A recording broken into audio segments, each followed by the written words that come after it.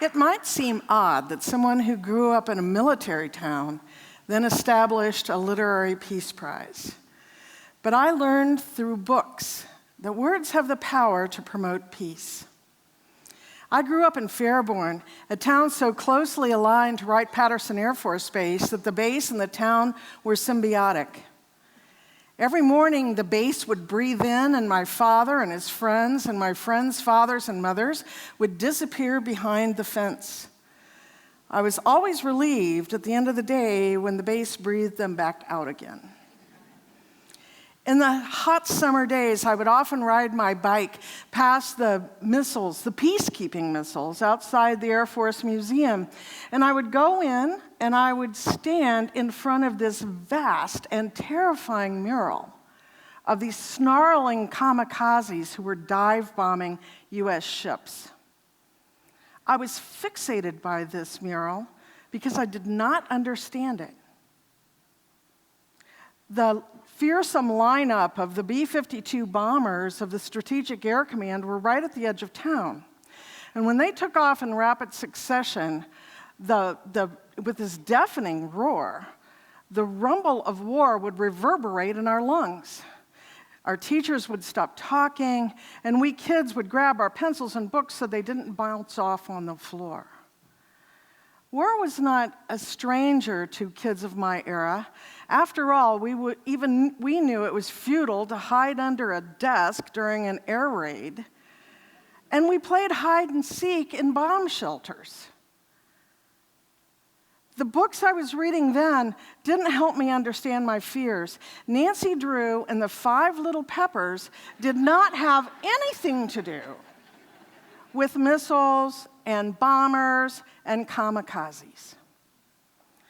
I came of age at a time of violence. President Kennedy was killed my senior year in high school. Martin Luther King Jr. and Robert Kennedy my senior year in college. I'm clearly still not over it. And the images of burning towns, U.S. towns, and riots in the street dominated the news every night. I came of age as a reader then, too. Catch-22 was now the thing that haunted me. And when that young soldier spilled his awful secret in the back of that plane, it just brought forth the images of the Vietnam War that we saw on our televisions every single night. At Miami in German class, we read Im Westen nichts Neues, but nothing was quiet on the Western Front. The pleas of the dying soldiers and those screaming horses were as horrible in German as they were in English. I am indebted to Heller and to Remarque for giving me the words to understand my fears, but I also learned that words gave me a way to understand peace. I taught English over 40 years, and I saw lives changed by literature. Words can heal.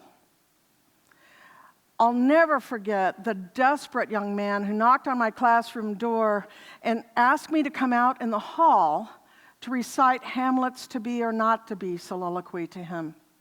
We slid down the wall and we sat on the floor of the hallway as I gave the speech. And I was quiet at the end of the speech just watching him, and he turned to me and said, "I think it's better to be." My favorite lines from Shakespeare, though, come from the end of Much Ado About Nothing, when the priest gathers the wedding guests to him and he urges them to let wonder be familiar. And that has always been my goal, to allow students to see the wonderful and to make it familiar in spite of the dark side of man. In 2005, when Richard Holbrooke came to Dayton to accept the Dayton Peace Prize because he ended a war with words, he stood on the podium right in front of me, and he challenged Daytonians to celebrate peace annually. I felt as though he were talking directly to me. The Dayton Literary Peace Prize supports those who write, publish, read, and share works that promote peace. And as powerful as the classics are, and as much as I owe to them, the Dayton Literary Peace Prize winners live in the world we're living in now. They breathe the same air. They fear the same fears. And we can learn empathy from their characters. Why a literary peace prize? The syllogism works for me. War is possible only when the enemy is dehumanized. Reading brings empathy. The enemy is humanized and war can be averted. I learned empathy from the winners this year. In The Orphan Master's Son, Adam Johnson took me into the heart and mind of captives in a North Korean prison camp, and I learned that even the darkest heart can be transformed by love. In Far from the Tree, Andrew Solomon taught me that diversity does not divide us. It, in fact, unites us and strengthens us. I also saw in the pages of the 42 winning books that the Dayton Literary Peace Prize has honored so far, I learned hope, I learned wonder, and I learned peace. I'm a better person for having read the books, for having met the authors, and for having listened to their stories. And I'm not the only one.